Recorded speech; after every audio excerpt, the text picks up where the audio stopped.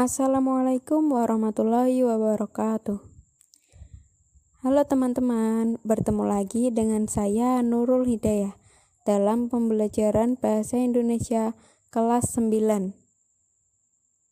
Pada minggu kemarin, kita telah belajar mengenai pengertian cerita pendek dan unsur pembangun cerita pendek, termasuk untuk unsur intrinsik dan unsur ekstrinsik. Hari ini kita akan melanjutkannya pada struktur cerita pendek dan aspek kebahasaannya. Nah, apa saja sih struktur dan aspek kebahasaan cerita pendek? Mari kita simak. Ada 4 struktur cerita pendek. Yang pertama adalah orientasi. Orientasi adalah penentuan peristiwa, menciptakan gambaran visual latar, suasana perasaan, dan waktu kisah.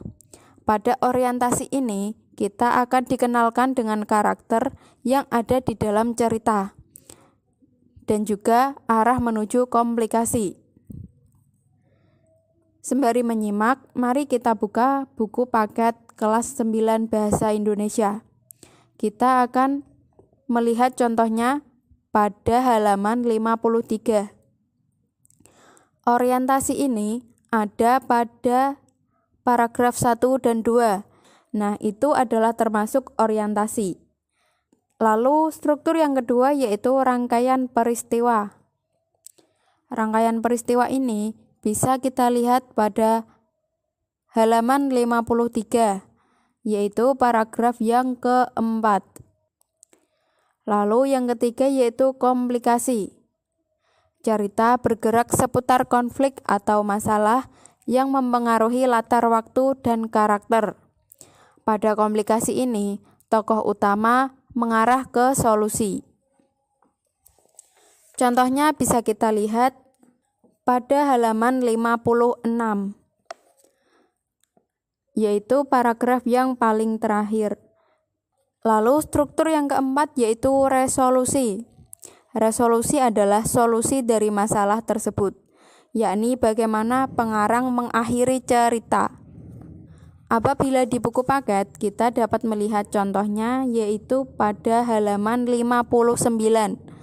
Pada contoh ini, pengarang mengakhiri cerita dengan membuktikan bahwa perlawanan terhadap alam itu berakhir ketika tahun yang oleh peneliti disebut El Nino itu tiba. Itu adalah penyelesaian dari konflik yang disajikan oleh pengarang. Baik, itu tadi adalah struktur cerita pendek yang ada 4 yaitu orientasi, rangkaian peristiwa, komplikasi, dan juga resolusi. Nah, sekarang kita akan berpindah pada aspek kebahasaan cerpen. Apa saja ya aspek kebahasaan cerpen? Aspek kebahasaan cerpen ada 6. Yang pertama yaitu sudut pandang pencerita menjadi ciri kebahasaan khas cerpen. Maksudnya di sini adalah pencerita itu sebagai orang pertama atau orang ketiga. Nah, pada buku paket, cerpen berjudul Pohon Keramat ini, pengarang memposisikan diri sebagai orang pertama. Lalu ciri kebahasaan yang kedua adalah beberapa dialog dapat dimasukkan, menunjukkan waktu kini atau lampau. Dialog di sini dapat kita lihat contohnya di halaman 57. Dialog dibuktikan dengan diapit 2 tanda kutip. Lalu ciri kebahasaan yang ketiga adalah kata benda khusus. Pilihan kata benda yang bermakna kuat dan bermakna khusus.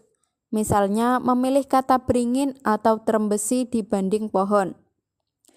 Namun apabila kita lihat pada contoh cerpen berjudul Pohon Keramat ini, kita bisa melihat kata khusus yang digunakan, yaitu pada halaman 55 paragraf kedua, yaitu ada kata urugan.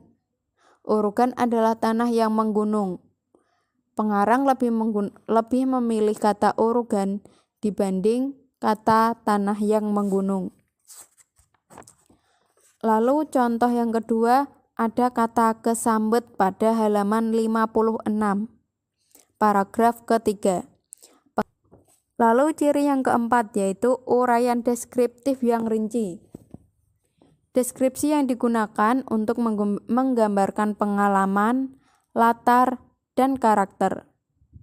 Misalnya baunya seperti apa yang bisa didengar, terlihat seperti apa, dan rasanya itu seperti apa. Kita bisa melihat contoh ini secara rinci pada halaman 55, paragraf ketiga. Lalu ciri kebahasaan yang kelima adalah penggunaan majas atau gaya bahasa. Yang pertama, majas simile atau perbandingan langsung. Contohnya yaitu, seekor burung pipit sedang berusaha mempertahankan nyawanya.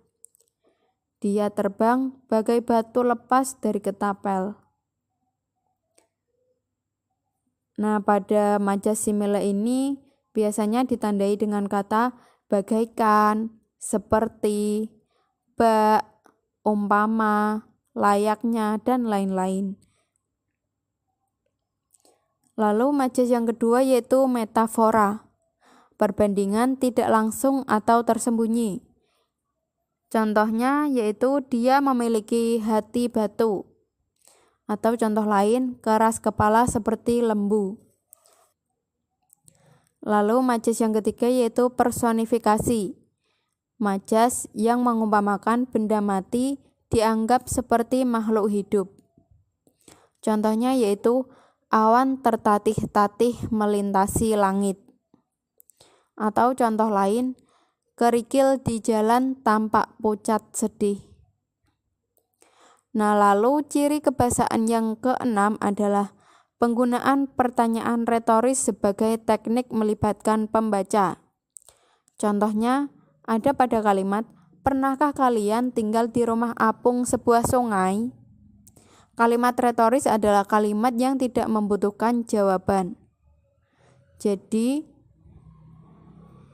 pada cerpen biasanya digunakan pertanyaan retoris supaya pembaca dilibatkan dalam cerita. Supaya pembaca seakan-akan terlibat di dalam cerita tersebut. Nah, itu adalah ciri kebahasaan cerita pendek.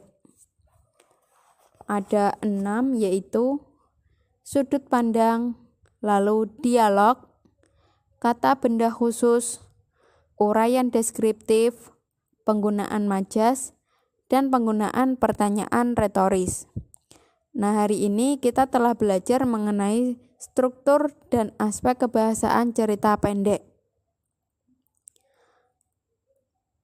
Baik, apabila ada yang kurang dipahami, kalian dapat menanyakannya di kolom komentar atau menghubungi saya melalui WA. Baik, saya akhiri pertemuan kali ini. Kurang lebihnya mohon maaf. Wassalamualaikum warahmatullahi wabarakatuh.